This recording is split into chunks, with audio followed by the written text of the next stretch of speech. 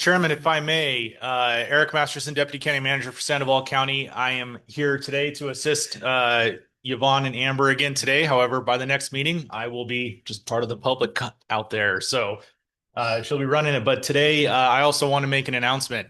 Part of the JPA, the governance board gets together and discusses and talks about, et cetera, the director position. That has occurred, and I'm proud to say that as of last week, Assistant Director Fox is now Director Fox of the PSEC. So congratulations. With that, Ms. Chairman, she's going to talk a lot today about the current status of the center, plus kind of her vision of the center. With that being said, Mr. Chairman, just full transparency, as she kind of irons out her vision, and I will assist her with this. This will also have, long-term potential budgetary impacts. What does it look like? What are the positions titled, et cetera, et cetera. So for now, we're going to keep the assistant director kind of vacant. Amber is kind of functioning as a whole bunch of different positions. She's doing a great job, so we're taking care of her there. But for the time being, we just want to make sure that we have a good plan moving forward, that she presents that plan to both the operations and the governance group. And once we kind of have that ironed out, we'll take the next steps on the additional positions or future positions or promotions or whatever that looks like. So, Ms. Chairman, I'm sure I'll have some other things to add in, but with that, I will kick it over to Director Fox.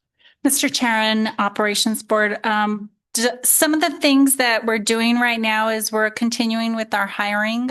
We are not fully staffed, which I'm sure those of you who are out on the field can, you hear voices that are there from the time you log on in the morning until the time that you leave at night. They're working about 16-hour shifts. But we are in the process of hiring for new applicants, and to help facilitate the staffing needs. We also have 3 part-time employees that work graveyard. Two work graveyard. One is actually a Corrales firefighter, and he is working part-time there as he was a dispatcher at SRECC. So he's familiar with the county, and so his training went really quickly, and so he's actually on staff already. We are, as I said before, we're doing a lot of training, hiring. With that is going to come training that Amber is facilitating, as well as the operations manager. She's also our training coordinator, our executive assistant. She's doing all the things. Part of that training, I just wanted to talk a little bit about what that entails. In a normal dispatch center, the way we, obviously came to fruition was unconventional. It usually takes about a year, 6 months to a year for training. The training needs to be met of each telecommunicator, which is 4 to 6 weeks in classroom, and then the rest is live training. As you all have experienced, our dispatchers' live training was the day we went live. So none of them had any sort of training on the radios prior to the day that we went live. So with that, they've been live training for 4 months now in a go live environment. So I have seen progression and improvement dramatically. And we're at that point where the dispatchers would be released on their own from their training. So that is what our current staff is going through. We also have Lieutenant Lauren Zabicki with the Sandoval County Fire, who also got certified with the state as a telecommunicator, and she is actually in charge of the fire dispatch portion of our training. So she identifies the need with each telecommunicator, and she works with them in terms of their training progress and what needs to be done. With the new group that we're hiring, they're actually going to get the attention and the terms of what that training environment will be, since we are live in the center now. They'll do sit-alongs, monitoring for 911. They're going to do 4 weeks in class with Amber, and then ride-alongs with each agency, if you guys allow it, like we did prior. So that's kind of what's been happening in the center right now. We were really focusing on getting the 911 system going to answer calls for service. So now that that has been taken off of our plate. Now we can really focus on the operators and hiring and getting that going.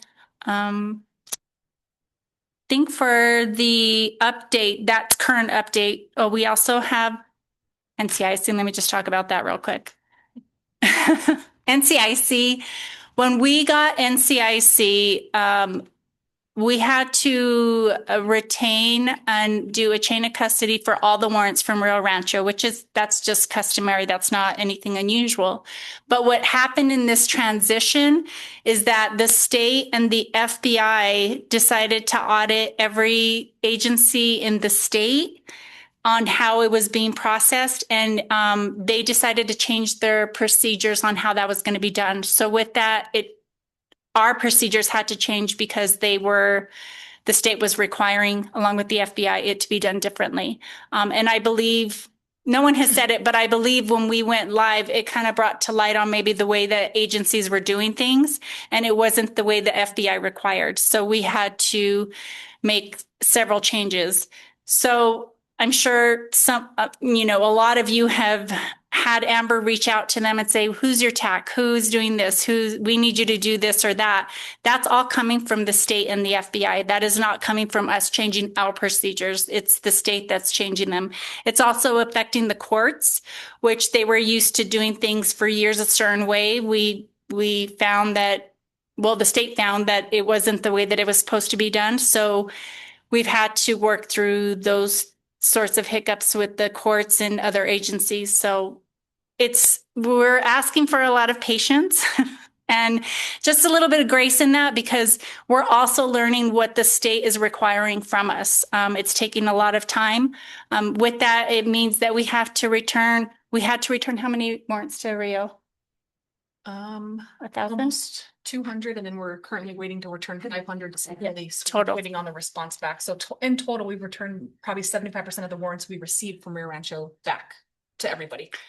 With that, it means that if we can't get the FBI to allow us to do, say, like it's called a dump of just transferring it over, they may not approve that. We're asking for that approval since there's a large amount. We, as the center, are going to have to manually go in and clear every single one of those warrants and then hand it back to those agencies, and then they'll have to reissue the warrant. So it's a time-consuming process, and it's hard for the courts to even deal with that as well, because they're not set up for that type of change in terms of the procedures. So there's an update on the NCIC. Future, it became pretty evident quickly that due to the statistics that we were given from SRECC prior, it wasn't they couldn't give us the phone statistics. It's hard you can't differentiate who's calling in for Rio Rancho or who's calling in for Sandoval County just because of the way the routing was at that time. But based off of the CAD, they weren't accurate statistics. So we didn't really have an idea on what the number of staffing we needed, and that became pretty evident that we were short-staffed when we went live. So with that, we're trying to move our staffing around in the sense that we are having people assigned as 911 operators and dispatch alone. That's what I would like for the future. Right now, they're doing everything. And as you know, if you're a responder, you're hearing them say, stand by, I'm on the phone, or they're putting the caller on hold. Obviously, if it's a 911 call, they're not putting them on hold. But if it's a non-emergency, they are. Or if you're calling in on the public safety line, they're putting you on hold. So my hope for the future is to have those positions separated, even though there'll still be a 911 telecommunicator, they'll be assigned that day as a 911 operator or a law dispatcher or fire dispatcher or NCIC. Also in the future, I just kind of want to give you guys how we're doing things. Usually, call centers have an executive assistant, an admin assistant, a training coordinator, a TAC supervisor, a TAC employee. And right now, Amber's doing all those things. So we are trying to work through all of that. Our goal for the future is to get positions for that. But that is we need to get our staff we need to get fully staffed first, and that is our priority. And along with that is training, which requires state certification within a year. So we jumped over the first hurdle of getting started and opening the center, and now we're trying to get through this second portion of that. But we are, with our staff, we're working through all the needs that you guys have. I appreciate all the patience everyone has shown us and grace, because it's been a lot and we're learning as we go. So. Mr. Chairman, if I may add a few things to the Director Fox's report. Huge shout out to Director Fox and her team. It's been quite the adventure over the last year and a half for sure. So, and appreciate everyone that's supported us along the way. I'd like to first just say thank you. We did go early 911 on the 911 calls about 2 weeks ahead of schedule. So Lumen and Motorola were able to get the right people in the places to go live at the end of October, which was earlier than what we had initially thought. So that was a huge lift and a huge accomplishment. And thank you to everyone who supported us during that. Rio Rancho was patient with us during that time. So publicly, I'll say thank you for Rio Rancho for supporting us and being patient with us. Someone else who's in the room who I'm going to give a lot of credit to is the Sandoval County IT department. So XT and Jeff are director and assistant director. I'm also calling them out because I'm sure people have questions for them. So but their team was a huge piece of the success of this process. So, and I know there's still a lot of things that we're learning, a lot of things that we're working through, some things I think today that'll be talked about on the IT realm, but they really deserve a lot of credit for getting us where we are today. So, on that note as well, I mentioned this in the governance meeting. The sheriff just brought on, and I hope I'm not stealing your thunder, sir, but just swore in several chaplains a couple weeks ago, I believe, and has offered those chaplains for really any public safety. Correct me if I'm wrong, Sheriff, including the PSEC, and unfortunately, they were put to work relatively quickly due to a call out. But we really appreciate those chaplains coming forward. Appreciate the sheriff's assistance in getting those guys, those personnel, kind of sworn in and allowing them to be utilized elsewhere. And if I may, Sheriff, they're available to any agency. Couple other things. The other person I want to recognize is MCM, our consultant. The county brought on MCM early on in this process, and we are extending them. So let me talk a little bit about what MCM. We have two of our project managers in the room here that have been assisting us through this whole process. And we now basically have, if you will, 3 scopes of work that they're going to be assisting us with us moving forward. They're going to continue to assist us with the dispatch portion of it, the go live, identifying problems, coming up with solutions, sitting with the staff when Yvonne or Amber have an issue, looping them in early to try to see, what ideas they have to get things corrected. So that's an ongoing process that we'll retain them for, the foreseeable future. In addition, the county also worked on the GIS updates, the mapping updates, which the maps are substantially better than they were. And that is an ongoing project too that the MCM team is working with all the agencies on. And then finally, an additional scope of work that we just started. It's no secret to everyone in here, especially those in the rural areas, especially in the Jemez corridor. The radios aren't great. I've been talking about it for years.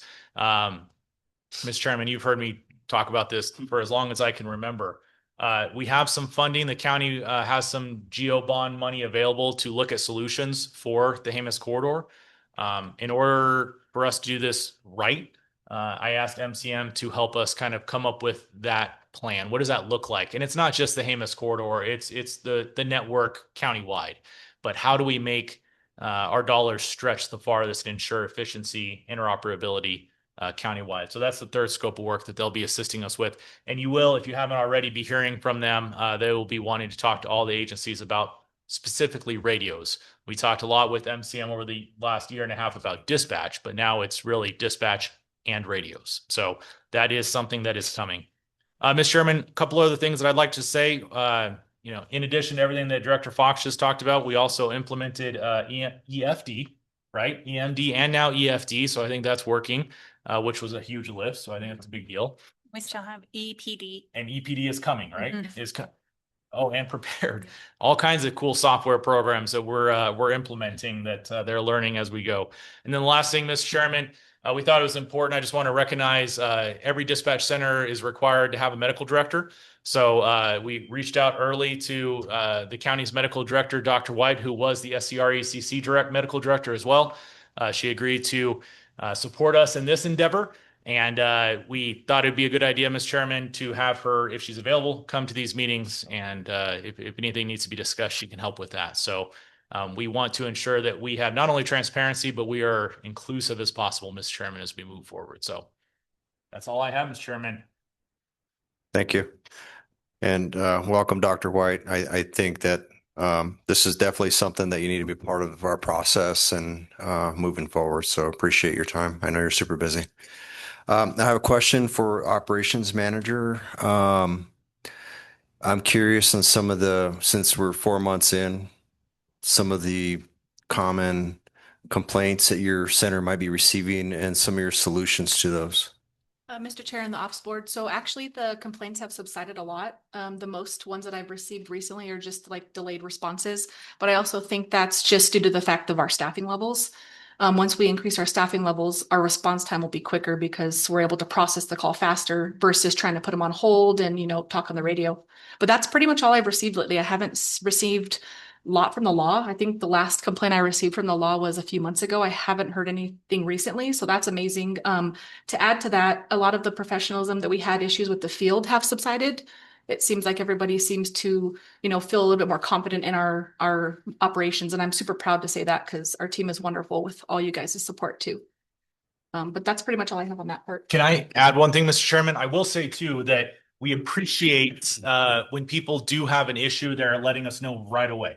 And we appreciate that very much. That we can quickly get on that, figure out what's going on, and get back to you. And if there is a problem, we are committed to identifying it and getting it resolved immediately. So please, to your, and remember, we asked, Mr. Chairman, that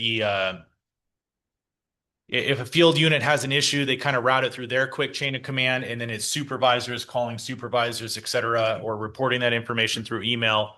I just think it's cleaner that way, but I do feel like that is happening for the most part.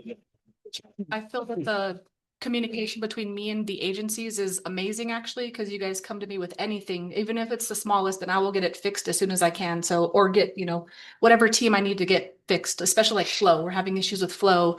So we've contacted Anne. She's looking at it. Ryan's involved. We're trying to get that done ASAP because that's a huge critical thing for communication. But yes, I appreciate you guys reaching out any time of the day. It doesn't even matter if it's 2 a.m, just reach out and I will get it taken care of. Okay. Thank you for that. I just wanted I know in the beginning, there's probably a lot of phone calls and questions and stuff, and I just want to see if it's starting to kind of balance out. And my goal is in the future to kind of streamline those, but it's a two-way. I just want to, let everyone know. I know I've known Amber for quite some time, and if I call in and she's very open to tell me, hey, Chief, maybe, you can do this to help us out or something. So again, all the agencies, if you guys could do your part and patience, and if there's any way you could streamline to help the dispatch center, please do so. And Mr. Chair, may I add to that? Whenever you guys do give us a complaint, Amber's quick to check the radio and the CADs to make sure that everything was done procedurally correct. And sometimes it could be a glitch in the system where, let's just say, someone didn't hear the transmission or anything like that if we received it on our end. So it's always the research in it is very extensive.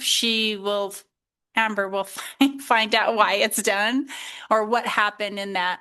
And then she'll work with the agencies to mitigate any future disruptions in that sense. Thank you. We kind of covered the update on the future operations, 4 and 5. We kind of combined that a little bit, but I have one other question, then I'll open it up to agencies if they have any questions for you. So can you go ahead and, so one of the things, the last meeting that I informed everybody was, we were going to try to do some subcommittees, and that was a little more complicated than I thought. So we are suggesting, and with the approval of the dispatch center, we want to invite every agency. They'll be scheduling, they'll be reaching out, if that's okay with everybody, personalized in-office visit with each agency. So if it's fire, police, EMS, I'll try to be present at the meeting. We want to hear from you what some of your concerns are before we go and start dividing, getting into subcommittees. We want to hear because I know Corrales and know Corrales well, but I don't know your agency and your needs. And so we want to capture that. And then we want to see if we need to go into a subcommittee, whether it's law enforcement, fire, EMS. So I hope you guys are okay with that. And thank you for offering that. I know it's going to be, everyone's super busy. I get that. But I think it's important to make it more personalized with each agency. So. Mr. Chair, just to clarify that, that's just for us to identify the issues. We would have to bring any decision making to the board. I just want to hear in detail, because in these types of, in this environment, it's hard to sit and remember and do the list and do all the things. So we just want to give you the time that you deserve to tell us what it is that your expectation may be, or that you would like to see in the future. Yes, thanks for clarifying that. I'll go ahead and open it up to anyone any members that have any questions for our dispatch. Yeah. Dispatch center. How many phone calls are you getting that are still being transferred from Rio Rancho to you guys on the non-emergency? 0. We're actually having to transfer them to Rio Rancho because currently there's an issue with the routing, which Motorola and them are looking into, but we're getting all of our own phone calls. So we're not having, unless of course they're on the line dividing of the website area. That was my concern is do we need to publicly start putting out the new non-emergency number? And what can we do to help you do that? I think I was going to bring this up earlier, but I think you guys should go to your actual websites and make sure that the number is updated, because a citizen told us the other day that 8917226 is still on Town of Bernalillo's. So I don't know who does that for each of you, but just to make sure it's our 898 number, not the responder line. And that way they have the direct line to dispatch, so they're not having to call Rio Rancho and then call to us. That might help ease some of that friction, if there is any with the public. So that would help, honestly. But I was also thinking what they said in the governance board, something about banners. I think the banner would be a good idea. Maybe each town can buy a little banner that you guys, would you put your Logo. logo on, maybe the town logo or something, and then Yeah. and that. We would love that. That's great partnership, and we would love that. Oh, and then on the warrants, out of the 700, which courts are they coming out of? So I'll kind of explain the issue with NCIC that we've had recently, and the reason why the state is doing their audit. When a warrant is issued, it's issued by the original law enforcement agency. So you pull somebody over, you give them a ticket, they don't show up, failure to pay, whatever, failure to appear. Right. It's issued by you. The courts were not putting San Ysidro Police Department on that warrant, and they were just putting magistrate court.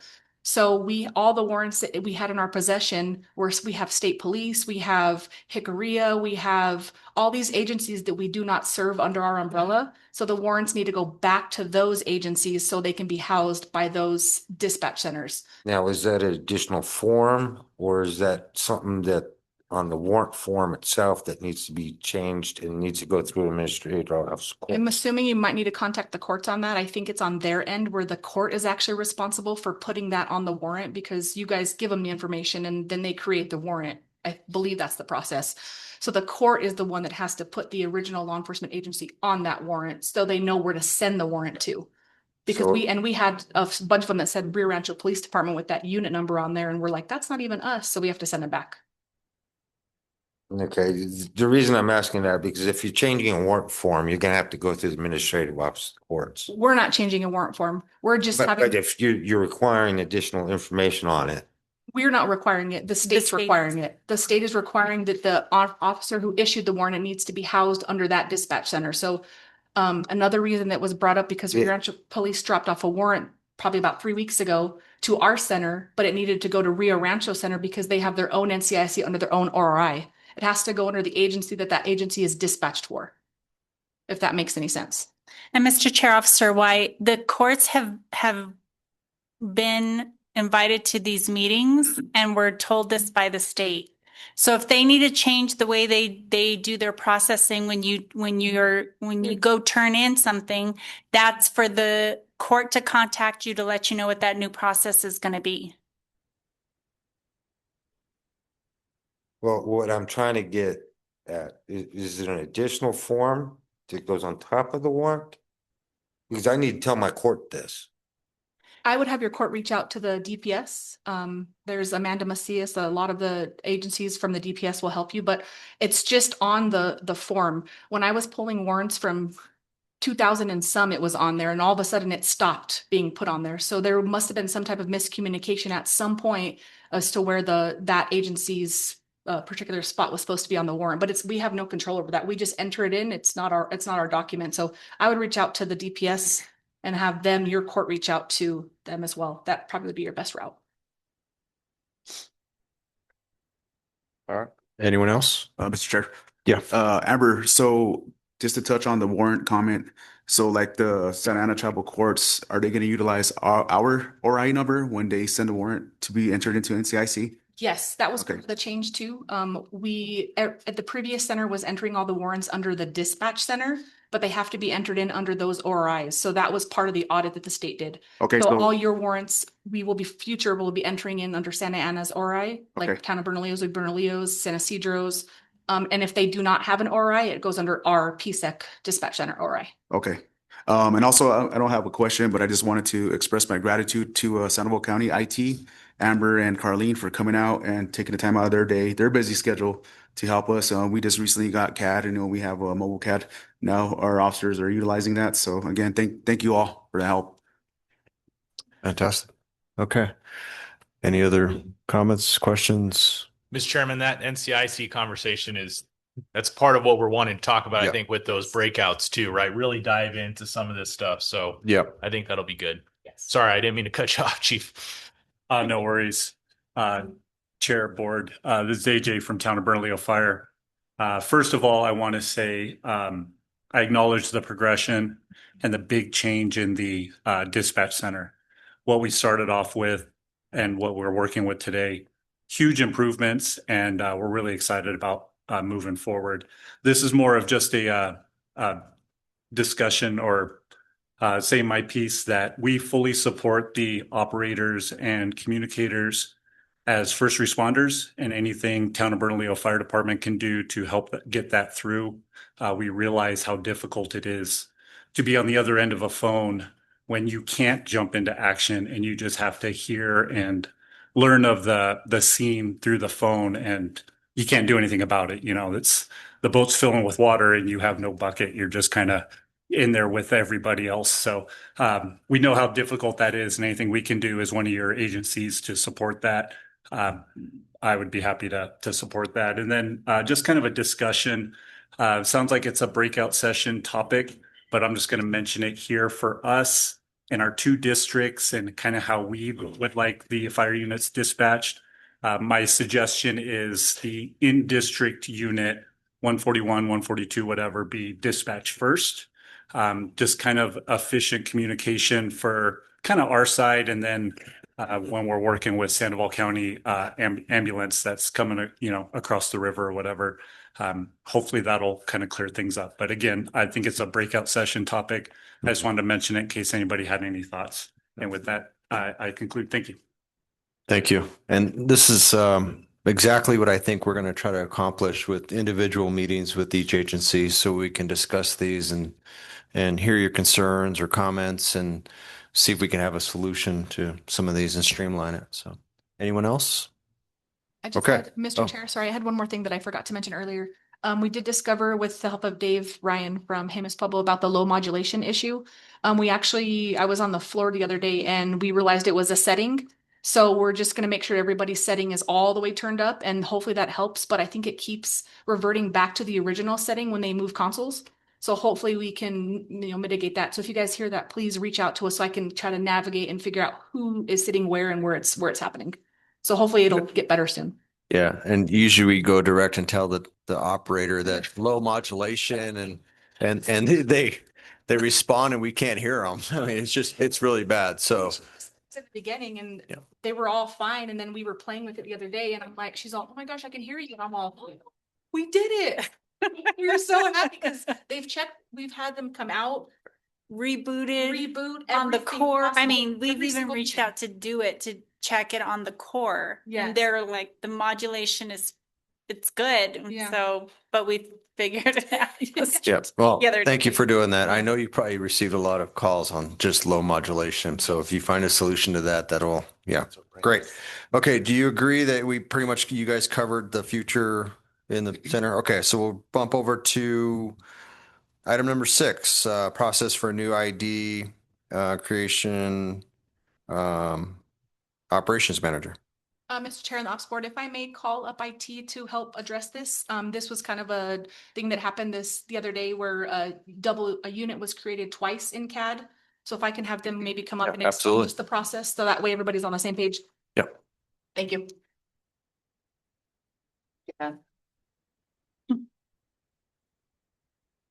Chairman, Board, Jeff Stowe, Assistant Director, Sandoval County.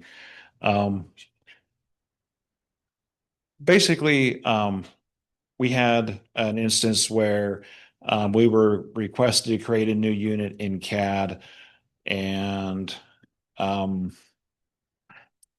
we as IT folks don't really keep track of the unit numbers, whether it be fire, EMS, police department. So we rely on each agency to provide those unit IDs. And it was requested that we make sure that they conform to a specific standard. So I'm not sure what. It's just basically, it was the animal control officer for Town of Bernalillo. We already had them in the system as AC Animal Control 42, but it was sent to them to request them as ACO 42. So then there was duplication of both units when they were already in there. So it kind of messes up how we teach our dispatchers. It starts from the beginning to the end. So we just want to make sure from here on out that either I'm included on the email just so we don't have that duplication issue again, because that will also mess with stats and everything moving forward. And this may be just a process issue, and we're going to work with the agencies and Amber and try to come up with a process that makes sense to everybody as far as, who's creating the unit ID, does it conform to the standard, and does it, because we don't want duplicates. And we may find that the unit is disabled and not in use. And then so we just have to make sure that we do cross checks. And again, I think this is really just a process issue. I hear your concerns. Would it be feasible that if we did an audit and sent it to each agency to confirm and clean up some of the units that they have in their fleet? Would that be helpful to you? We started our own documentation and we're trying to do something sort of similar to that, where we're trying to keep track of every unit and every user and make sure that there's no duplicates created. We do not have the historical values that were in the system. Unless we're looking for something specific, we can unhide them and look for something specific. But I think going forward, we just get a list of all the units that are currently in use and match them up to what we have, and we can make sure that that list is in our documentation and that we can know which ones to assign, and then I can also cross-check with Amber. And Okay. Mr. Chair and Jeff, we started from 0 when we went live. So Ryan Slota was the one who got rid of everything and recreated all the brand new units. So there should not be any duplications. That one was just an oversight because of the added 0 in that unit number. And the Jeff's team has also created some type of form that you guys can fill out if you have someone that leaves, resigns, or one of those things. That way we can all be on the same, Right. Yeah. We will be sending out a form once it's approved. Yes. And it will encompass everything that the user in CAD will need. And we will be entering, full information, your address, your agency, your date of birth, all that information that's going to go into the system. And so we'll be requiring that each agency, when they request a new user or a change of user, that they provide all of the full information on the form that's sent out. Okay, Thank you. great. Thank you for that.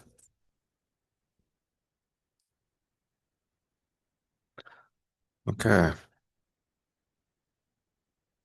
Item number 7, NCIC for non-terminal agencies. Mr. White, you have the floor. We just had a few questions. What came out of that meeting where you guys were talking about NCIC for the non-terminal agencies? I know I sent some information to the contractor. Mr. Chair and San Isidro, which meeting? Because we've had several. The one that I was concerned, one about the non-terminal agency agreements. Because the MOU that we do is an agreement between the agency and the state, which does not include you. Adding the non-terminal agency agreement will give you the authorization to use our ORI. Does that make sense? Mr. Chair, Marshall White, the agreement actually is between you, the state, and us. It's basically saying we're going to be your record holder and that you're authorizing us to use your ORI. So the MOU isn't between you and the state, it's between all three of us. They just require you, from what I'm understanding, unless I'm misunderstanding what you're asking. The MOU never has any verbiage in it that includes you. Both the MOU and the authorized user does. It's stating that you're allowing the PSEC and the TAC of PSEC to run that NCIC ORI. I think that's something that we need to discuss. We will, Yeah. yeah. And I'll bring your MOU and on the user agreement so we can go over it just for better understanding. Yeah, because I'm thinking the MOU that we just did. That form, not the authorized users or whatever. Right, the original MOU agreement. You're right. Right, and it's called, they don't have it labeled as an MOU agreement, but it is saying that you're authorizing PSEC to do all the things NCIC and TAC because you don't have someone at your office doing that. Well, we can go over it, and if you'd like, we can have That we need to have, because it's going to affect not just San Isidro, it's going to affect Cuba. right. It's going to affect Hema Springs. And they're all on the same MOU. But for you, I think what would probably be a better idea is if we get Amanda Macias, who is also with DPS, so that she can explain. I'm sure you've talked to her, but I think we need to have an explanation for the MOU and the user authorization.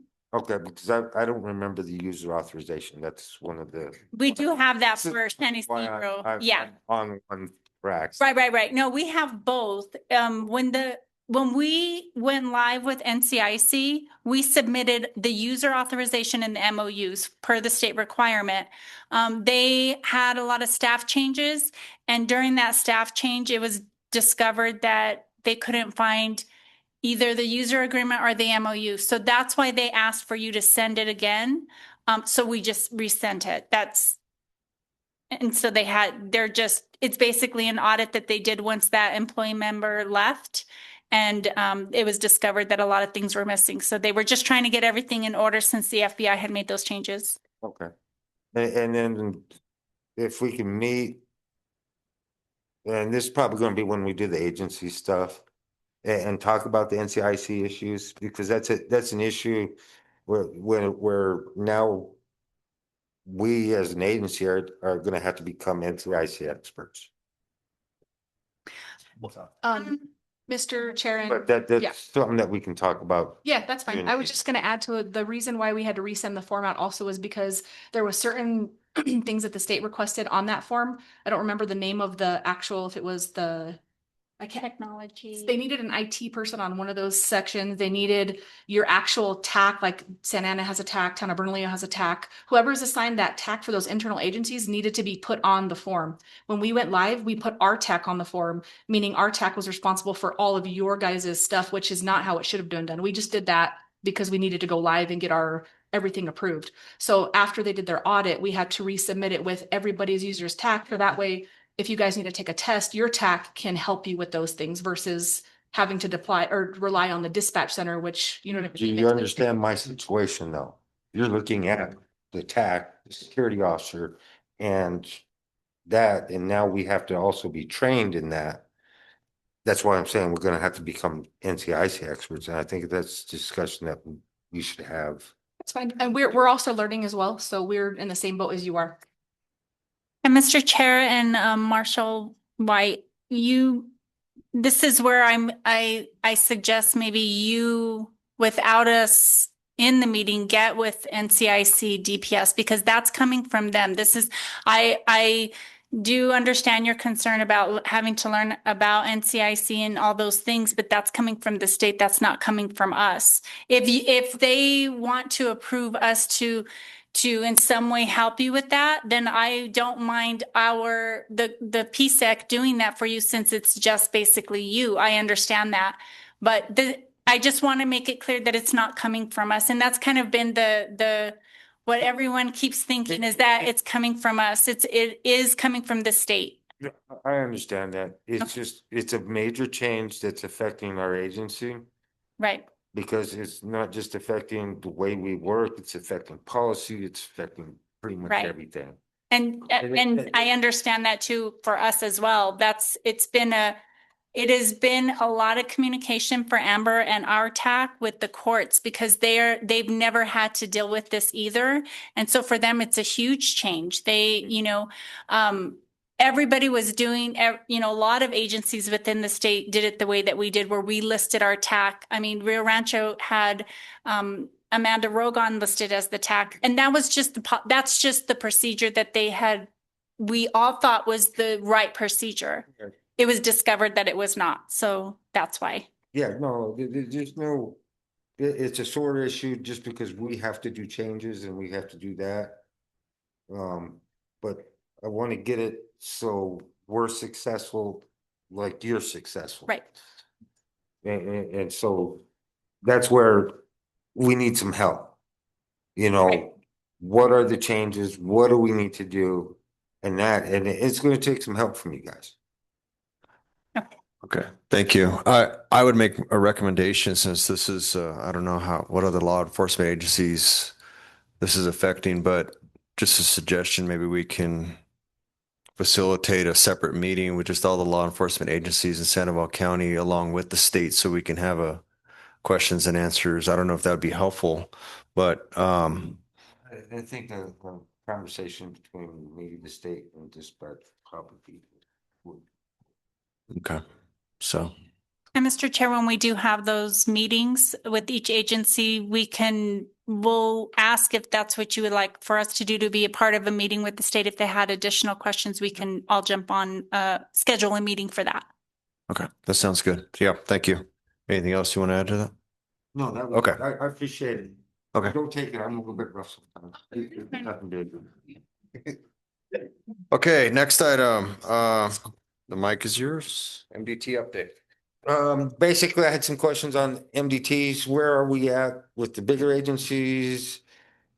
Are we expanding? Are they 98%?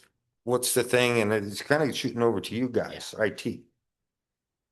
I mean, Mr. Chair, Daniel White, I can say that Santa Ana has them now. I know Santo Domingo and Cochiti, they have them as well. So we're slowly moving to get everybody to at least have one operating MDT, because that would be amazing. It would also reduce radio traffic and everything that comes along with it. So I think we're doing really well with the help of IT. They're the ones that are kind of running that whole show, and they're doing absolutely amazing. I don't know if anybody else has anything, but that's kind of where my update is. IT? I'm gonna throw you under the bus.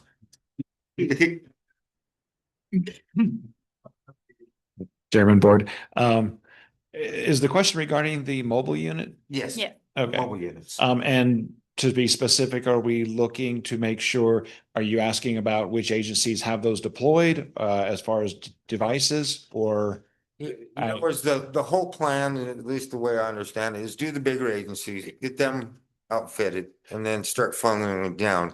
So where are we at in that Okay. process?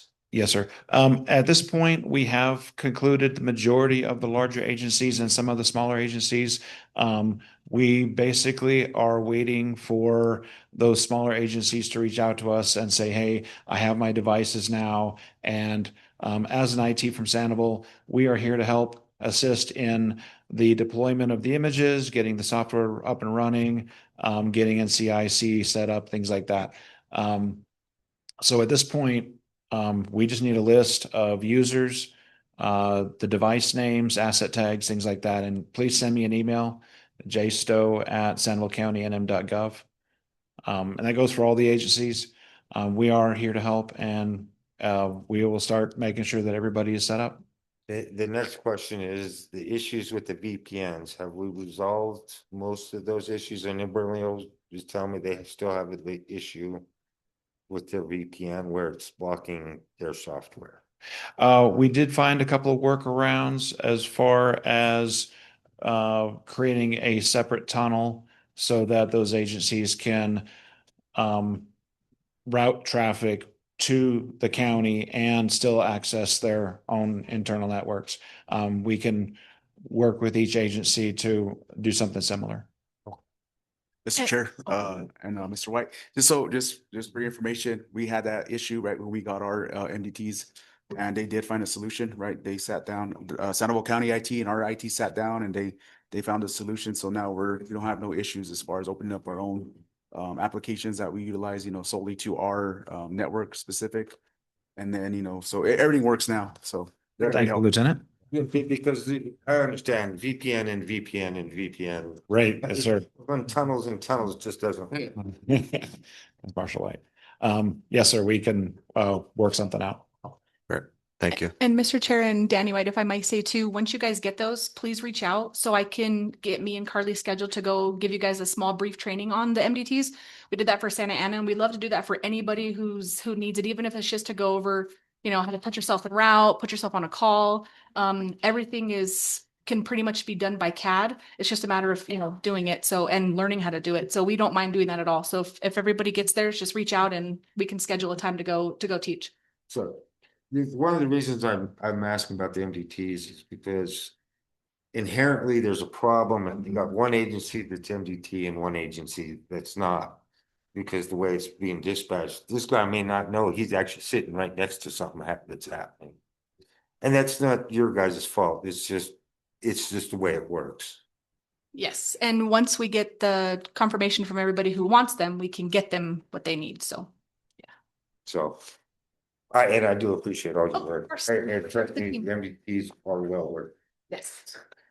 Great. And I'm happy to hear that you're offering the training. I think that's key for us in the field of having a standardized training and understanding the useful tool and stuff. Because I know someone has accidentally hit a couple of buttons that's created some calls and stuff. So we definitely need to make sure that we streamline that training and stuff. And thank you. I'm sorry about one more thing. We also we're working with Santa Ana because they're in the process of, we were trying to get them NCIC access, but we discovered another issue with the state with ORI.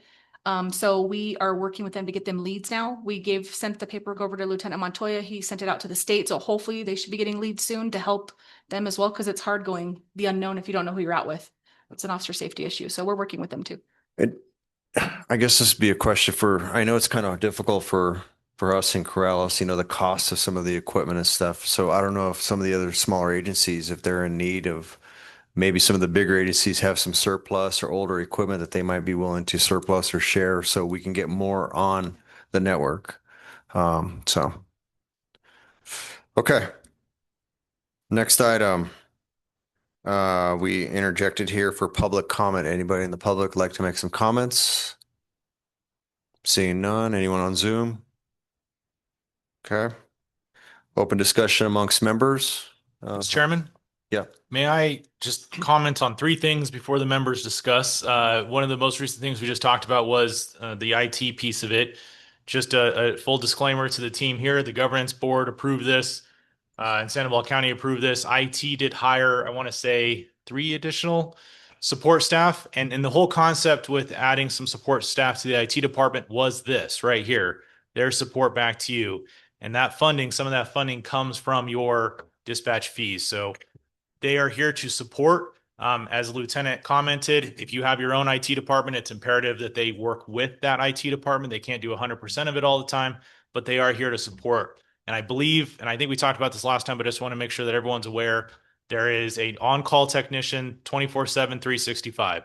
So that in the event, especially at dispatch, but really any kind of critical, piece that falls, there is someone who should be answering the phone from an IT perspective to help get things back online. Um, 2 other items that got brought up earlier. If you and your agencies are working, and I said this during the governance group, if you guys are working on any sort of legislative priorities in the future, we talked about in the governance group of having the PSEC have a set of legislative priorities and ICIP, et cetera. I think that's something we'll work on. But if any of you are at your agencies working on legislative priorities, and you're in support of this, Sandoval County did it for the second year. We are supporting any sort of legislation that would allow 911 telecommunicators to become members of public safety for para-related reasons. I think it'd be hugely beneficial, recruitment, retention, and I think it's well deserved. So something to put on your radar. And the last thing I have, we talked about a little bit, we do have uniform budgets. We're hiring some new people, but it is really cool if you go into the center and you see the employees wearing Kraus, Bernalillo, Jemez Pueblo, whatever it is, they're all wearing different uniforms, which I think it just shows that that inclusiveness. So if you guys have any extra uniforms, please bring them by. They absolutely love them. So with that, Mr. Chairman, thank you. Okay. Any members have any discussion? Agencies in the audience on Zoom? I'll say this, every interaction I've had with your dispatch center has been excellent, so. Thank you. There has been radio issues, but that's something that we've dealt with for the last 28 years. Yes. And they're working on that. Sultans are going to fix that problem for us. Okay, anything else? I just have one thing that I'd like to just recommend. I brought this up in the governance, and I think it was brought up as far as like phone numbers. I would use caution if our agencies are publishing, and so I would suggest that I think the county probably have some resources that help you, because I know you're super busy, but just getting us some information that you would like for us to publish. That way it comes from your office. It's been validated. It's correct. So we're not publishing the wrong phone number. Just a suggestion. And we'd be happy to put that on our website. If it's, for the public, we can push it on our social network or Facebook or whatever you may have that you have permission to post on. So, but we'd be happy to do that for you. So, okay. Anything else? Anyone? All right.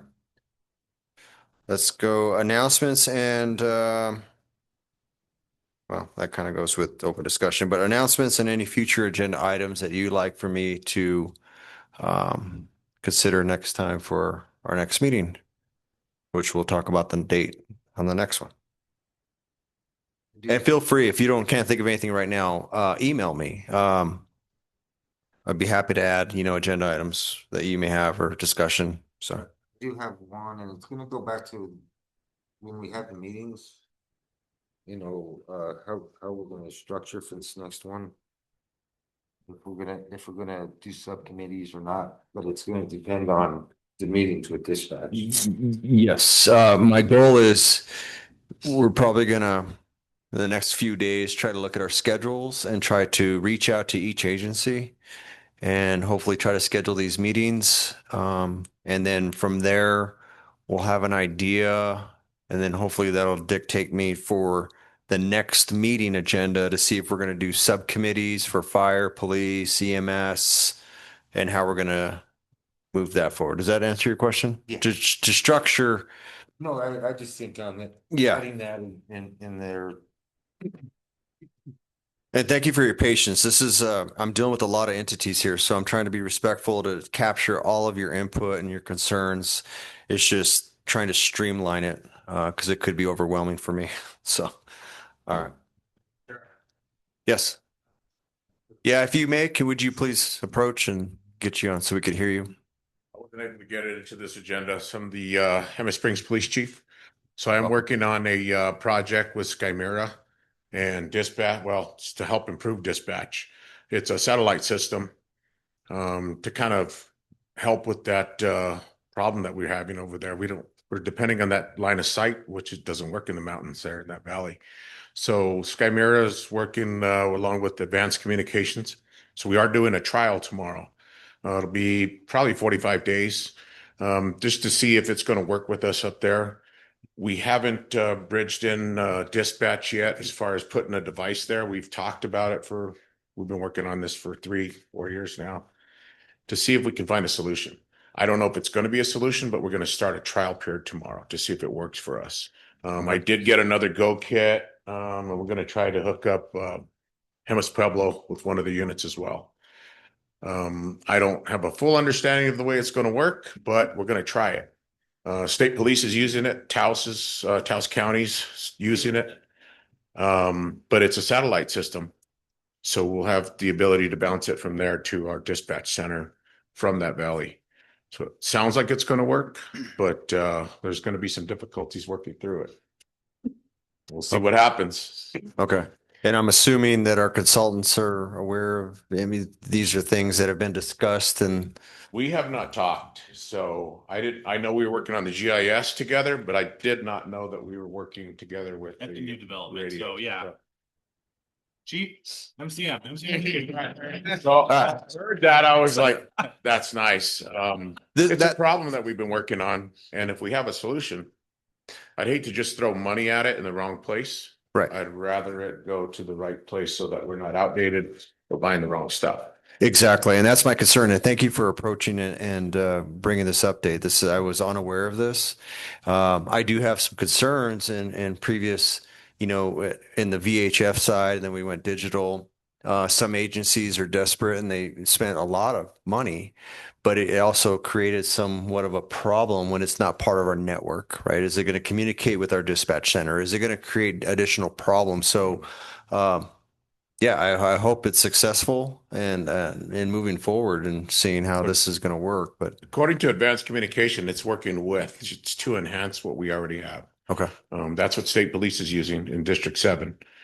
Taos County's doing the same thing. Now, the problem was if we put the device in dispatch, they were going to have to switch up to a different channel so that we can connect. Yeah. The goal is to have us all on SO1 so that we're listening to all the traffic and we're still using the 700-800 megahertz. okay, But I need to talk with these folks. yes, Because we're going to have to ride together and see what it looks like. Yeah. It's certainly not going to interfere, but we want to make sure that it enhances. Mr. And- Karen, just to piggyback off of that, it will enhance. Our discussion was more so that it was gonna, the way they wanted to have it at dispatch was going to require us to have it in our server room, it's not a big deal if it's in there. It's having to get up and go in the server room and change the channel Yeah. on a handheld. So I agree with Chief Moreno that if this is how he has comms, I'm good with that, because right now he doesn't have comms when he's in certain parts of the county. But that's kind of what we're working through. And so that Go kit was kind of the testing part. It's the Go kit that you got, right? Correct. Well, Right. I'm going to get a base station. That's right. The Go base kit in station. one of my units and possibly a Go kit for the Pueblo. So it's a trial period to see if it's actually going to work and enhance what we have already. I am not willing to switch channels. Yes, that's It's the part. got to work with what we have. So I want to be able to be on SO1, hearing all the traffic. Yep. So that we're not stepping on one another the way we are in Pajarito. I certainly don't want to enhance Pajarito. I want to enhance SO1. Yep. So that's the goal. If we can't do that, then this is not going to work for us. Right. So Maybe these folks can help us with the solution that will work if this Okay. doesn't work. And I do want to highlight, Mr. Chairman, I know we're kind of past this, but this is a great example of the collaboration between all the agencies in here, right? It's a discussion amongst everyone, but it's also and Chief AJ talked about it earlier too. Like anything you guys have, you have a problem, you're coming to us with possible solutions too, right? We're not saying it's going to work. We're not saying it's not. You mentioned you're absolutely willing to help anything we can come up with. So we have a ton of resources and a ton of interest to make this exactly what we envisioned it to be. So appreciate you coming forward and coming up with some solutions. Appreciate the comments. As I think you've seen, we're getting there and we're going to continue to improve. But Mr. Chairman, with your leadership and everyone's participation, I do believe that we are going to get to that point that we envisioned all those years ago. And I can't thank this group enough for all the work they've done. So I would like to add that to our next agenda meeting to talk about how it went. Okay. If that's okay. yeah, absolutely. All right. Thank you. Thank you.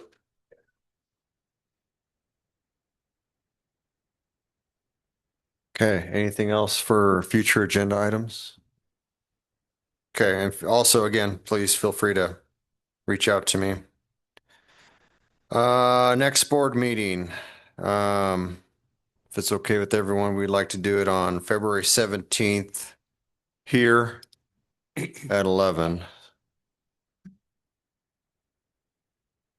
Any objections? Will that work for everyone?